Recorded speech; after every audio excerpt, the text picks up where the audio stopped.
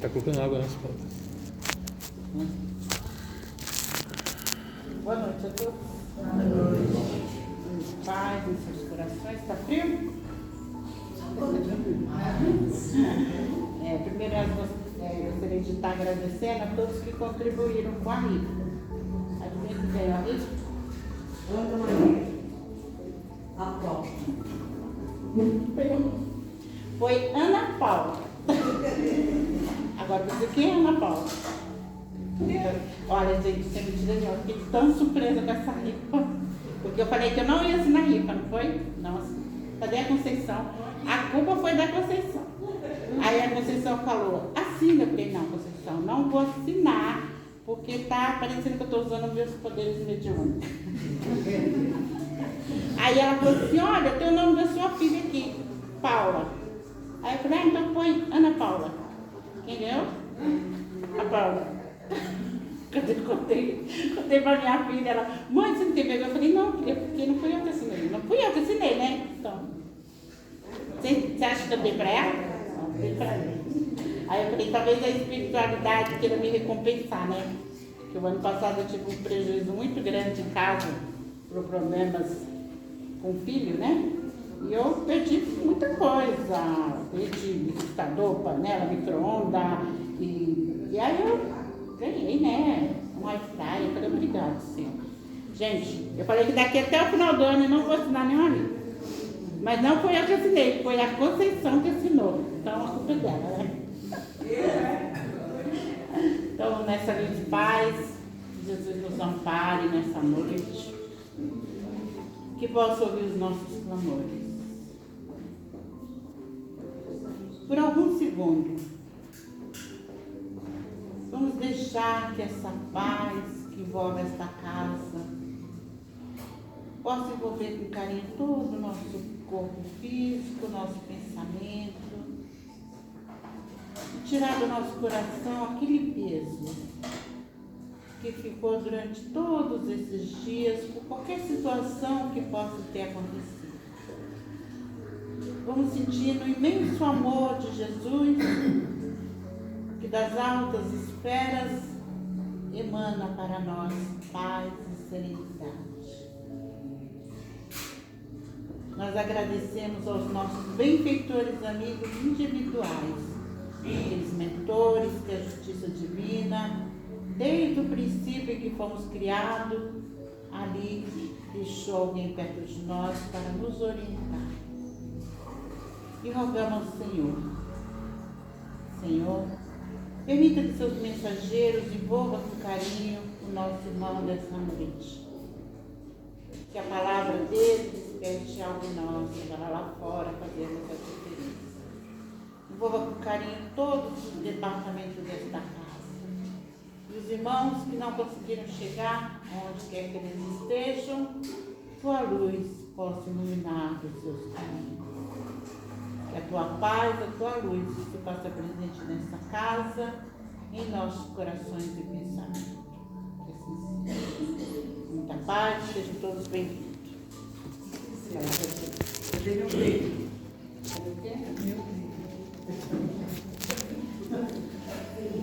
Boa noite a todos. Boa noite. Bom, o assunto hoje, a gente vai falar sobre suicídio.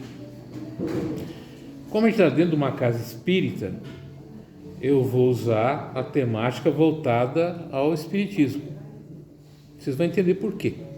Então, Claro que lá fora, quando eu falo isso, eu vou usar uma outra temática. Mas aqui eu vou especificamente por quê. Alguém já ouviu falar em duas pessoas, um é o Batista Cepelos e Francisca Júlia? Já ouviram falar desse nome? Dois poetas parnasianistas, né? Leiam Olavo Bilac, vocês terão uma ideia de como é que é um parnasianismo, a escrita. Os dois cometeram suicídio praticamente no início do século XX, em situações semelhantes. Tá, mas o que isso tem a ver? Existe uma colônia espiritual chamada Colônia Esperança. Nos anos 60, quando um grupo de estudantes espíritas, eu não vou citar o nome da organização, mas vocês saberão de qual que eu estou falando. Eles tiveram a intuição de fazer um trabalho de prevenção de suicídio aqui no Brasil. Um deles, muito ligado ao movimento espírita, né, como todos eles, mas principalmente esse irmão, ele vai para Minas, não sei se na época Uberaba, o Pedro Leopoldo, onde o Chico estava, e ele falou para o Chico: olha, a gente está pensando em fazer um trabalho, que é um trabalho sobre isso. E aí Chico falando, esse trabalho já está sendo elaborado na espiritualidade, e esses dois, Francisca Júlia e Batista Cepelos, eles serão, vamos dizer assim, os mentores espirituais desse trabalho, ou seja, dois suicidas. Dentro do Brasil, esse trabalho de prevenção de suicídio ele começa na espiritualidade justamente com dois suicidas. Por isso que eu estou falando que a nossa temática será espírita. E a importância que tem a terapêutica espírita nesse trabalho, não só de prevenção, mas de pós-venção. O que é pós-venção? É um termo utilizado para os familiares, pessoas que tiveram familiares que cometeram suicídio. Como é que ficam essas pessoas? Quais os sentimentos, quais os problemas, as dificuldades, as dores que eles passam? Então tem um trabalho chamado de pós-venção, que é o acolhimento, né? A ouvir, auxiliar esses familiares, porque normalmente o familiar ele fica rotulado também, né? Ah, teu filho fez isso, tua filha fez isso, teu pai fez isso, e esquecem da dor que a família passa nessa situação. A gente vai ver muito exemplo de Memórias do Suicida da Ivone Pereira, que tem todo um relato, só que esse relato desses dois poetas é muito pouco conhecido. Então a gente fica sempre com uma imagem muito pesada, muito dolorosa desse fato. E a gente precisa começar a entender o que nos leva hoje a estar vivendo esse momento tão angustiante, é justamente o quê? A gente perder essa ligação de esperança, de confiança, de paciência com a vida. Então a gente vai vivendo numa vida onde os valores, as questões tem que ser tudo muito rápido, sem paciência. Eu tenho que fazer sucesso, eu tenho que conquistar, tudo muito rápido. E tem uma coisa terrível, nesse tempo todo que eu trabalho com isso, já vão para mais de 30 anos. O que eu vejo é o seguinte: as pessoas estão fugindo e mascarando esse sentimento. Então as pessoas brincam, cantam, dançam, festejam, escondendo esse sentimento. Hoje a gente vê que a maioria das pessoas hoje que entram nessa vereda são pessoas que não são depressivas. Aqui eu vou falar um pouco de depressão, mas não são depressivas aparentemente, não são tristes aparentemente, não são infelizes aparentemente, não são mal sucedidas financeiramente aparentemente. Vocês já repararam isso? A gente vai mascarando e fugindo.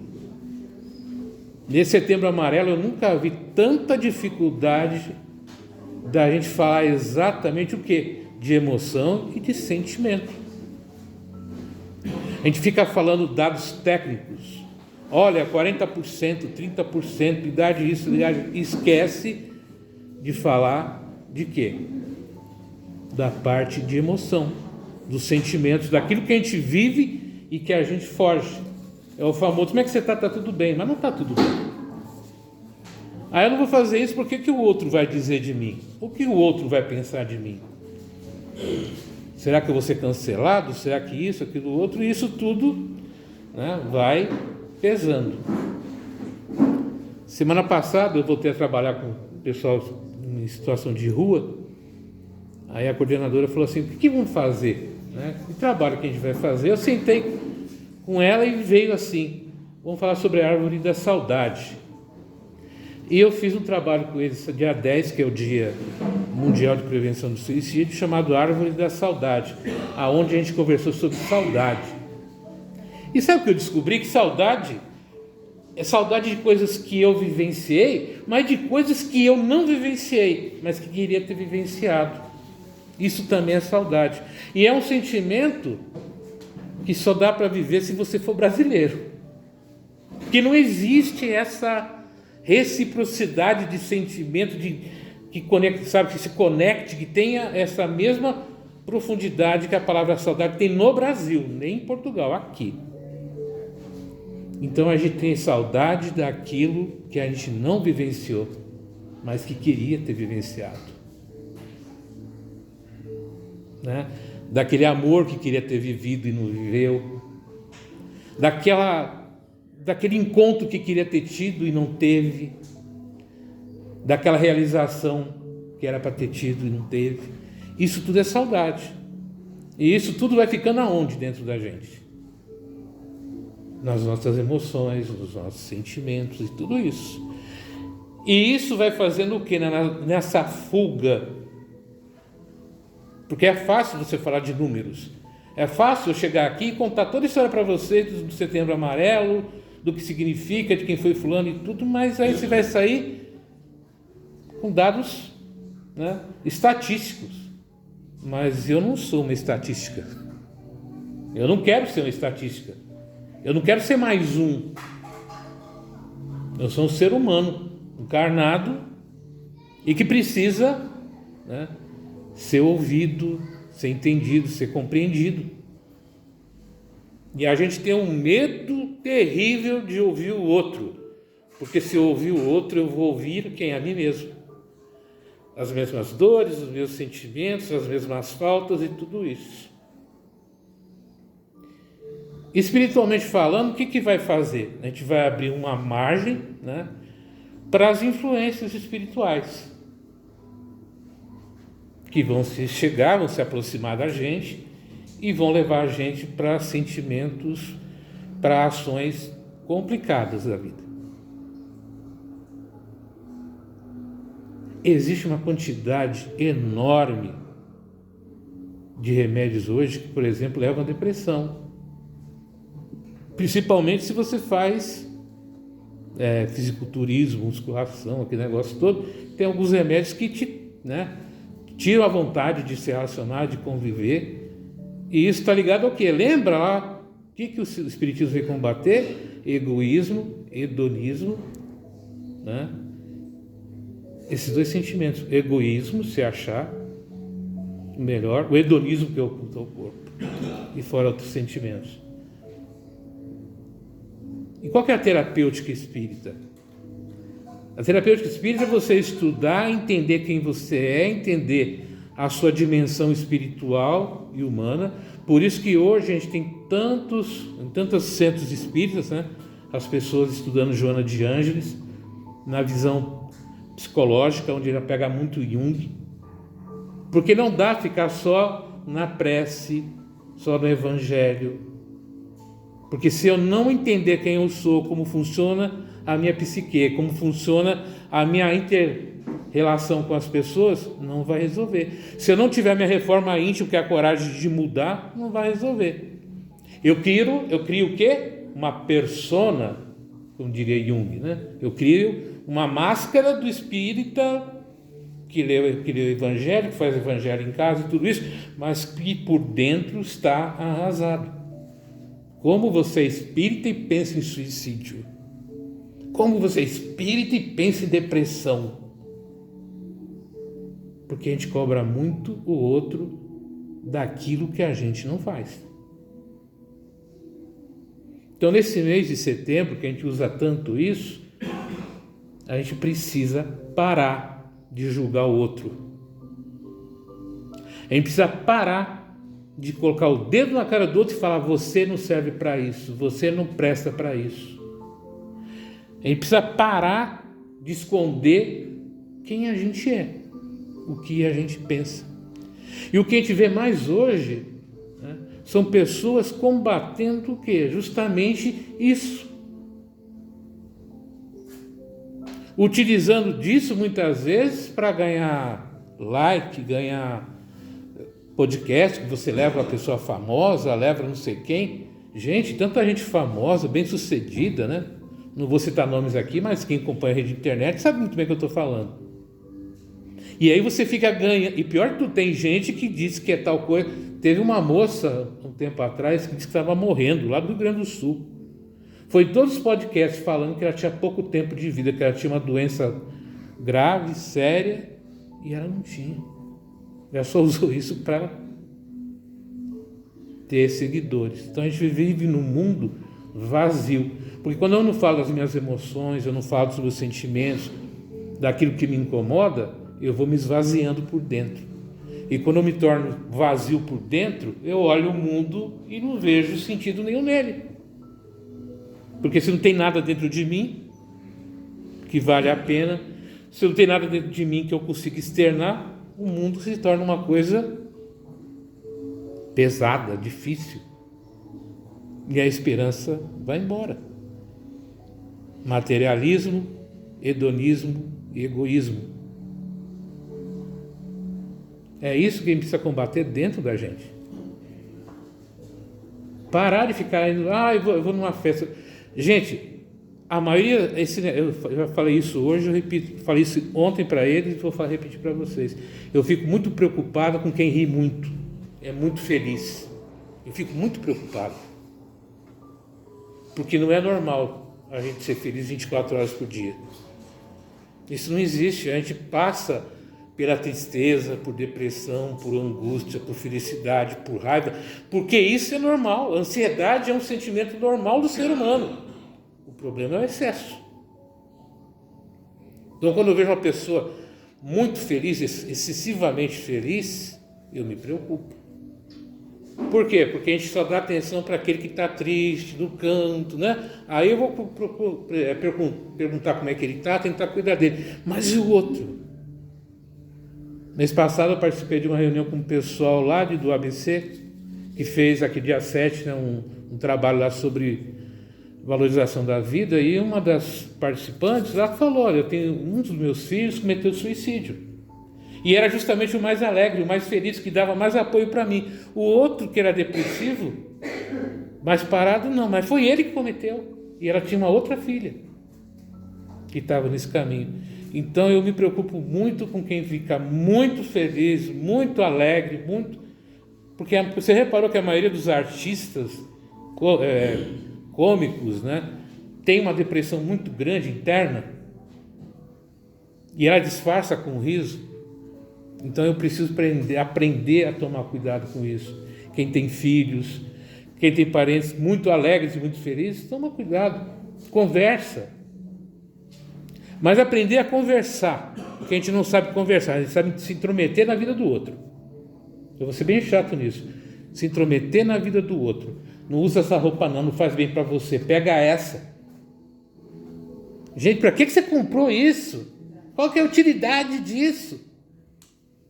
Ninguém perguntou, poxa, eu tenho vontade. Eu gosto, cara. Eu, há muito tempo atrás, na época do Croc, lembra que todo mundo usava? Eu comprei um, fui numa casa de uma pessoa conhecida, eles encheram tanto o saco que eu voltei descalço para casa. Tô brincando não. Eu não aguentava, toda hora falando, quase peguei que ele joguei na cabeça de alguém, porque É irritante, ninguém pergunta se eu gosto ou não. Por que eu comprei? Comprei porque eu gosto, porque é cômodo, porque é legal. Uma coisa que mãe faz muito com o filho, quando o filho faz alguma coisa, nossa, não é assim que eu arrumo, não é assim que fica a coisa. Aí vai lá e desfaz tudo. Aí chega uma hora que o filho fica olhando e fala, pô, tudo que eu faço está errado? Tudo que eu faço, se eu coloquei um negócio aqui, reclama. Se eu coloquei um negócio ali, reclama. Se eu coloquei muito sabão, reclama. Se eu coloquei pouco sabão, reclama. Você não ensina o outro a fazer as coisas do jeito dele. Ele não ensina a pessoa a ser livre para ser o que é, nem para acreditar nas coisas que quer acreditar. Não, você tem que acreditar nisso. Tem uma coisa que o Espiritismo é legal, que eu gosto do Espiritismo, é o seguinte, mas infelizmente alguns estão perdendo isso, que é o direito de você ser quem você é, de acreditar no que você tem que acreditar, porque a gente entende que quem encarna a reencarnação, você vai viver uma história necessária para o teu processo evolutivo, seja o que for, seja a crença, seja o segmento que for. A gente não tem tolerância com ninguém e a gente acha que é bonito.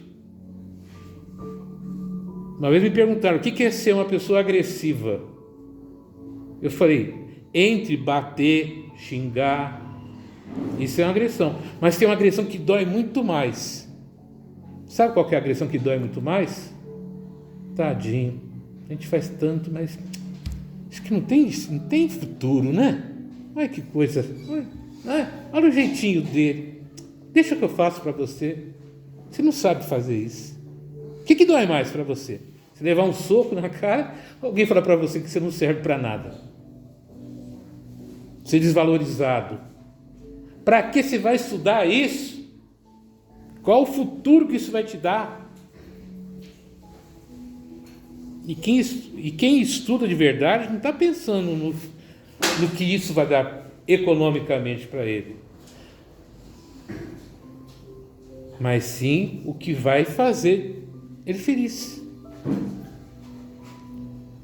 Tinha um ator chamado Sérgio Brito, já é falecido, né? Um grande ator dos anos 70, 80, 40, era fantástico. E a família dele queria que ele fosse médico. E ele conta, né? Ele contou em várias entrevistas, eu fui lá, fiz medicina, me formei, peguei o diploma e dei para o meu pai. Toma, isso aqui é teu. Agora deixa eu viver minha vida, você é ator.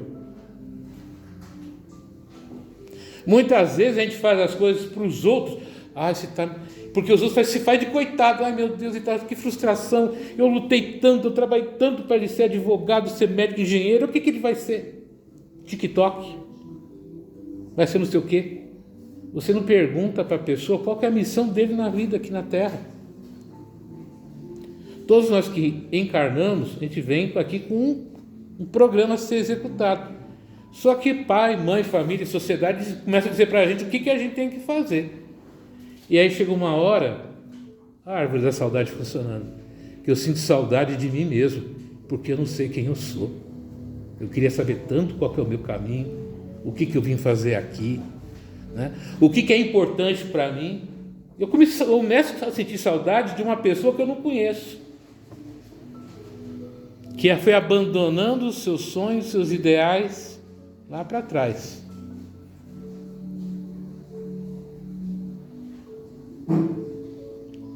Eu preciso reencontrar isso. Eu preciso dar ao outro um direito que me tiraram. Qual o direito que me tiraram? De ser quem eu sou, de pensar, de sentir, de agir.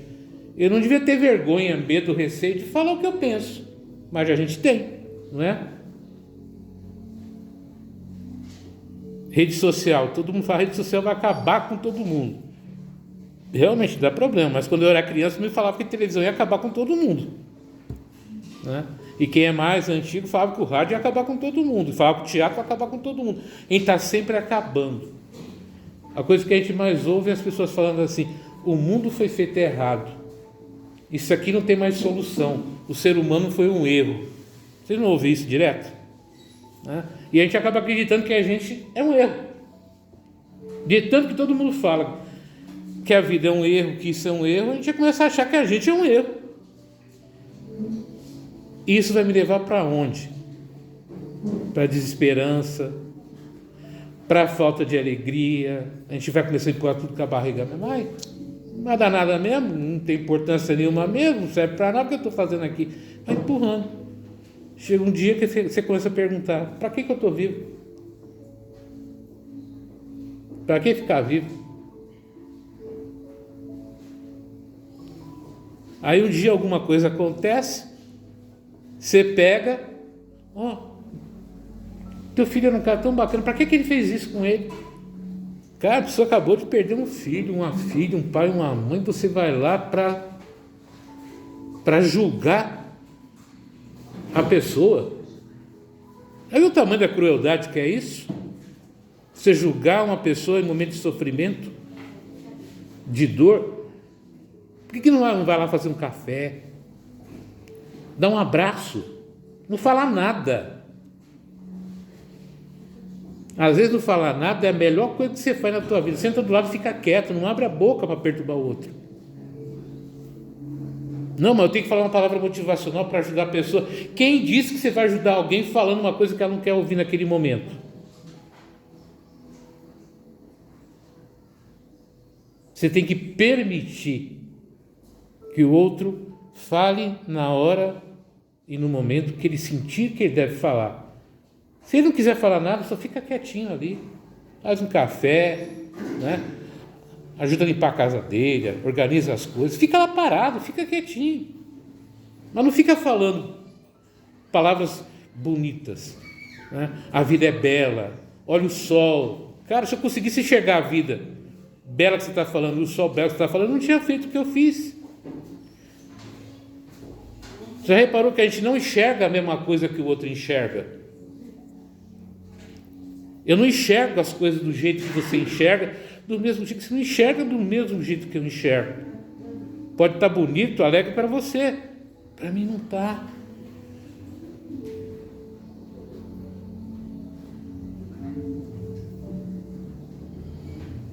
Às vezes você vai numa igreja, num templo, para se sentir bem, né? Para ser acolhido. Chega lá, o que você tem? Cobrança, faz isso, faz aquilo, não sei o quê. Você tem mais pressão ali do que fora. Por isso que a gente vê tanto padre depressivo, tanto padre e pastor atentando contra a própria vida. Aquele padre Patrick, vocês já ouviram? Aquele padre Patrick? Eu acho uma simpatia aquele padre, né? Mas você viu ele dando o depoimento dele sobre o momento de depressão que ele teve? Você olha, alegre, bom de piada, né? Conta as coisas com uma leveza. Dá para acreditar que ele teve depressão tão profunda como ele teve?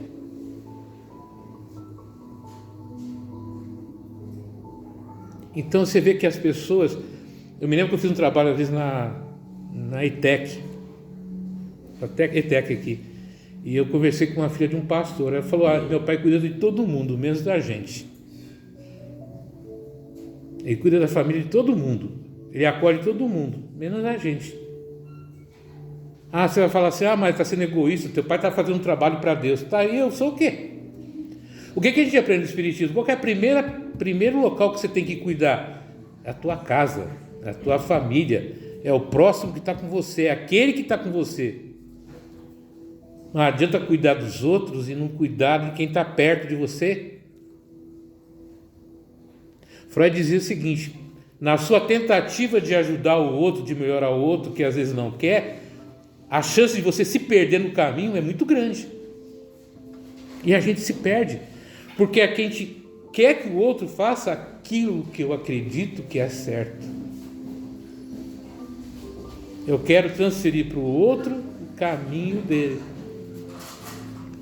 E o que a gente aprende no Espiritismo, dentro do processo reencarnatório? Cara, a gente vai fazer um monte de besteira. A gente vai errar pra caramba.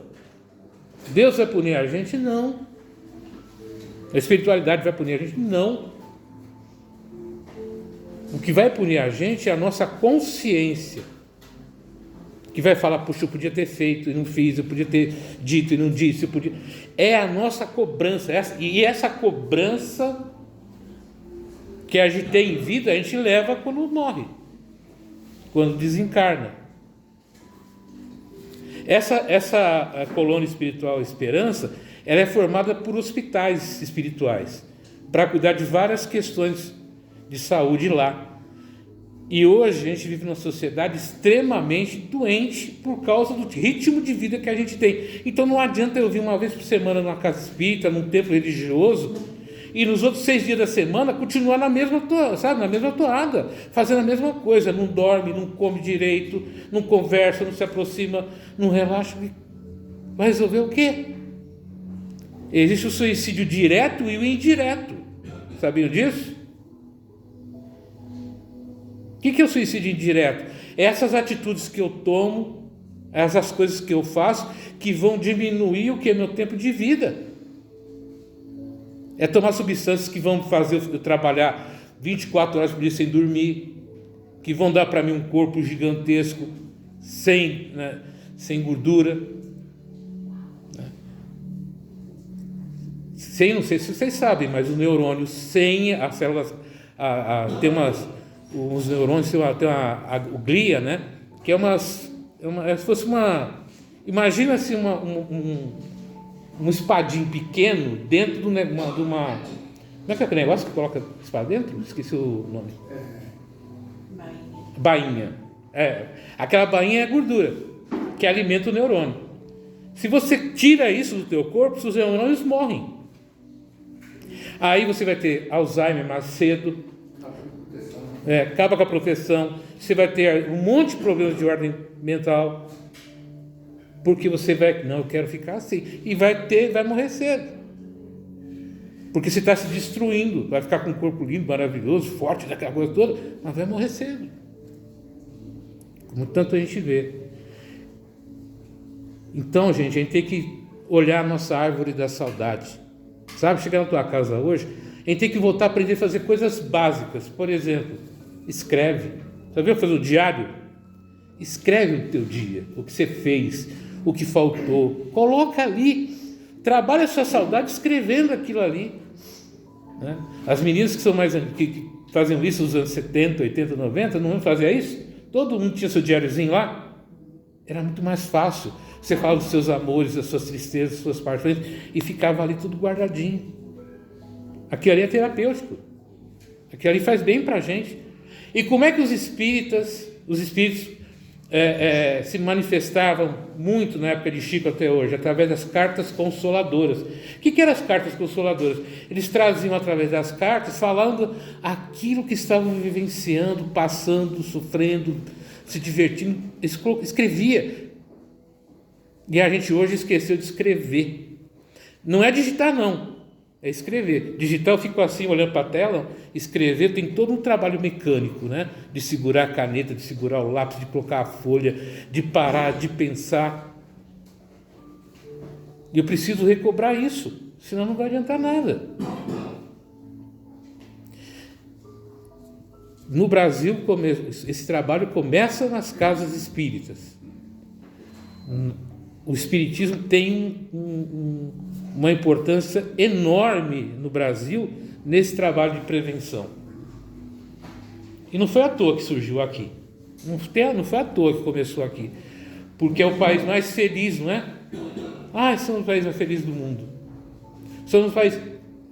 Como ser feliz com tanta coisa? Quando a gente não valoriza a pessoa, quando a gente maltrata o outro, quando a gente é cruel com o outro.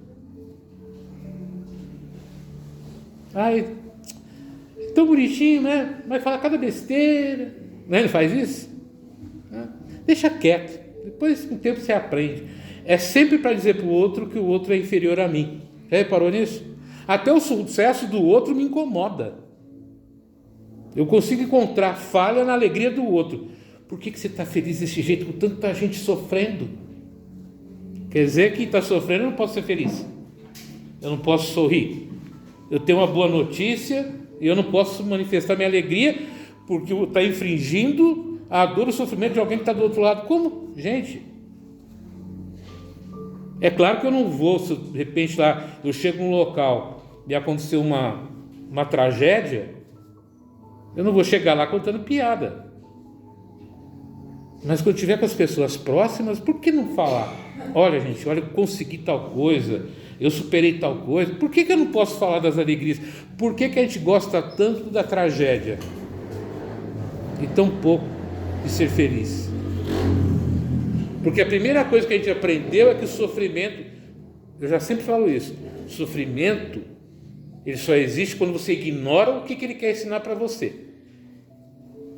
Aí você sofre. Na hora que você entende o que aquela dor, que aquela situação está te ensinando, ela deixa de ser sofrimento e passa a ser o quê? Uma fonte de aprendizado. O que você aprendeu com aquilo? Eu aprendi isso.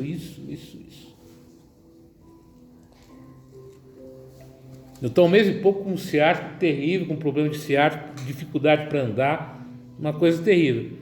Mas eu falei, foi a melhor coisa que me aconteceu nos últimos anos, foi esse problema. Porque me obrigou a reconhecer que eu não posso fazer tudo ao mesmo tempo, que eu tenho que pedir ajuda, até para esquentar a marmita, porque eu não dava para subir escada, a escada estava apertando o joelho, pedi, dá para esquentar para mim? Comprei uma elétrica, mas eu pedi ajuda, né? Eu subi escada segurando o degrau na frente de todo mundo, por causa do problema.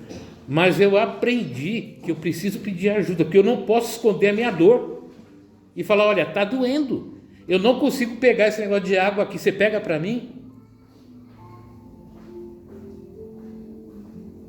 Parece loucura, mas quando você olha esses sofrimentos, essas dificuldades, não como punição, mas como aprendizado, muda completamente.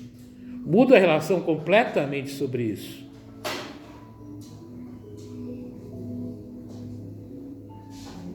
Você acha que eu fico falando sobre suicídio por quê? Esse tempo todo? Há 30 anos, há mais de 30 anos. Por que eu falo isso daí? Vai ver meu passado. Tem que reaprender. Agora, eu não posso ficar culpando o meu passado, das coisas que aconteceram em outros períodos de existência, na vida de hoje. Eu tenho que aproveitar as coisas que aconteceram, seja elas quais forem, e transformar em coisa boa, me ajudar de alguma forma. Fui trabalhar num lugar muito ruim, detestável, estava com muita bronca. O que eu fiz lá? 2 pós-graduação. Tinha tempo para estudar, tinha um computador, tinha tudo lá, por que não? Em vez de ficar reclamando com todo mundo, brigando com todo mundo, vou estudar.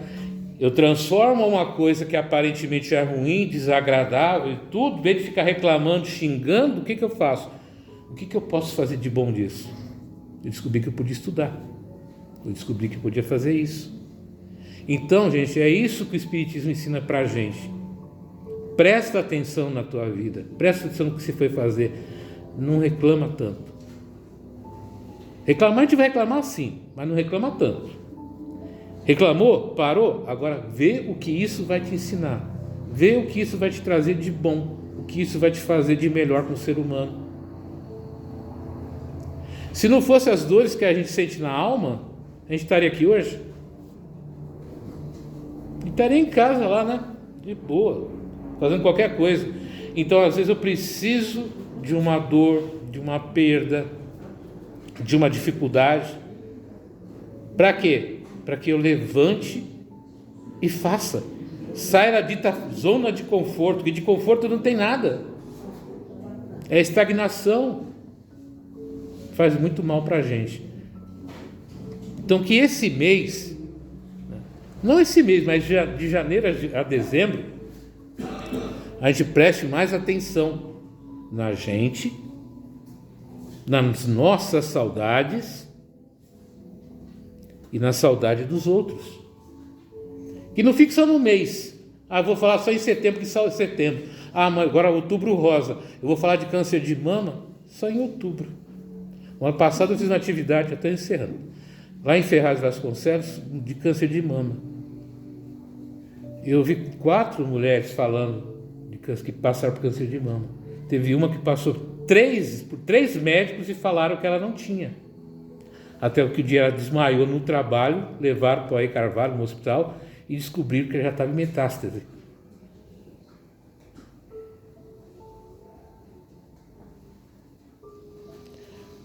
E essa doença de câncer de outros é gerada por quê? Sentimentos não falados, alegrias não vividas, mágoa, rancor, que vão fazendo o que com a gente? transformando a nossa biologia. Isso já não é nem religioso, né? É científico. A gente sabe que o comportamento, a parte mental da gente, muda a biologia da gente, muda o nosso funcionamento.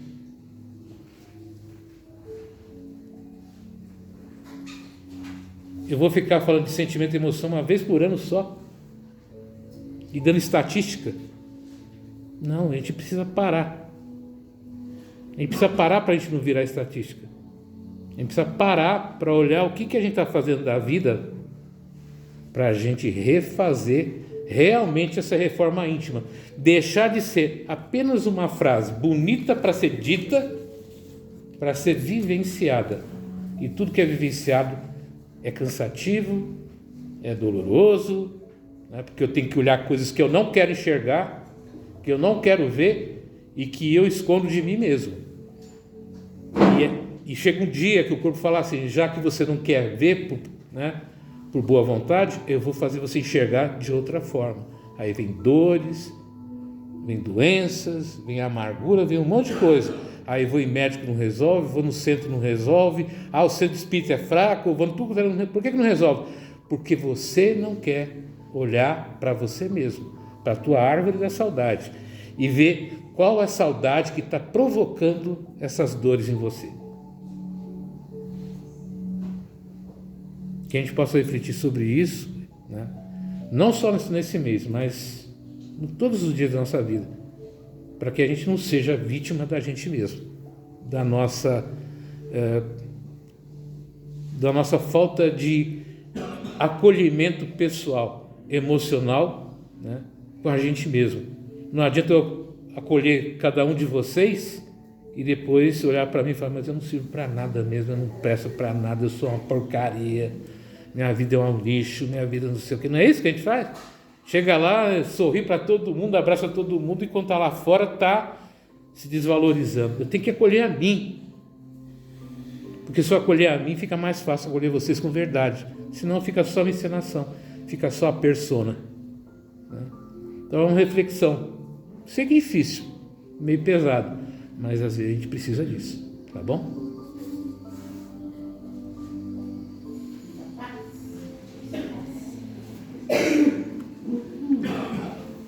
Ele falou da gente chamar, né? Alguém se olha no espelho e fala, me ama?